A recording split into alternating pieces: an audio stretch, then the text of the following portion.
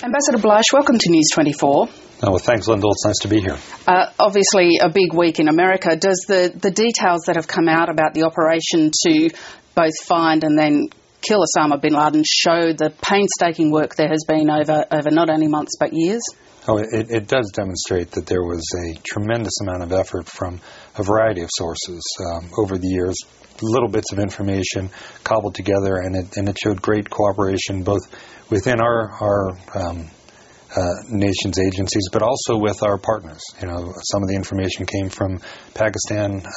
Some of the people who were participating in this trained with Australians, and we had a very robust information sharing effort with Australians. So it's many partners over many years working together that led to the opportunity to capture or, if necessary, kill bin Laden. Overnight, the President has decided not to release photos of bin Laden to prove that he's dead. There will, though, be some people who always doubt, won't there? There will always be conspiracy theorists. The President's been clear. We're not going to release these photos because it only has the potential to inflame and incite passions and potentially create more violence. It doesn't advance the debate. And to the extent that there are conspiracy theorists who doubt the truth, which is that this was bin Laden, we have absolute certainty it was bin Laden, you're never going to convince them anyway. There are still those people out there who think that people never landed on the moon, and it doesn't matter if you show them videos and bring back pieces of the moon, they're still going to doubt it. So we're not going to make foreign policy about that. We're going to make foreign policy based upon what's in the best interest of our security. And so the President's made this decision.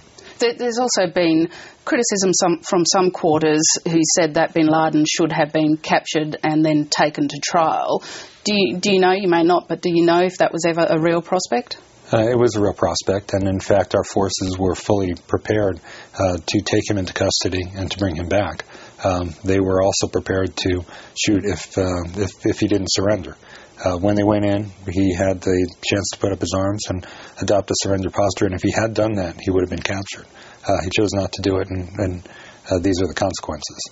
You mentioned at the start there's been cooperation from other countries. There have been questions about Pakistan and about Pakistan's involvement. While the President of Pakistan has defended his country's reputation, questions still remain about the involvement of any military or intelligence services in hiding bin Laden or supporting him. Are those valid questions to be asking?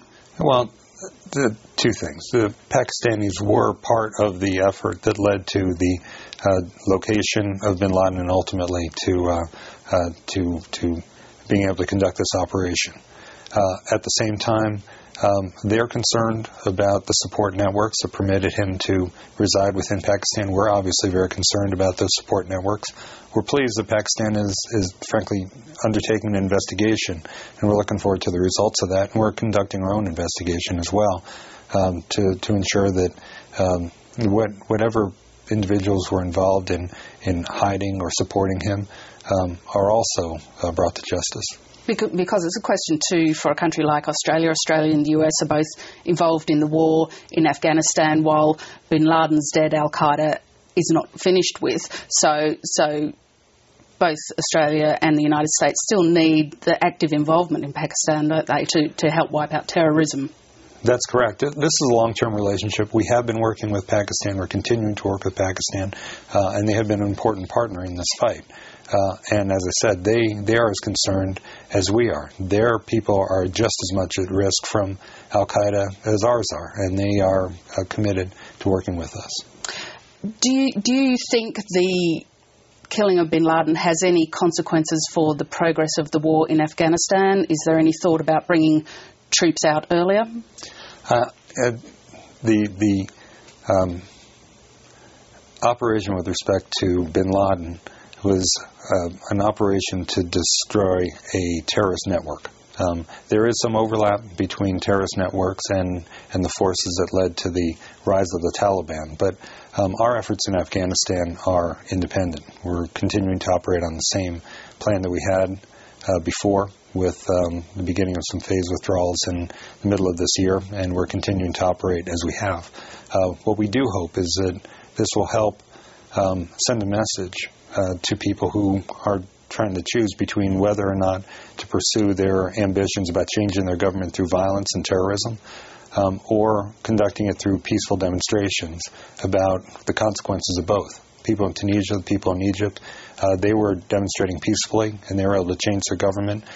They didn't face opposition from the United States or other countries. In fact, they found that they had supporters in their efforts to determine their destiny.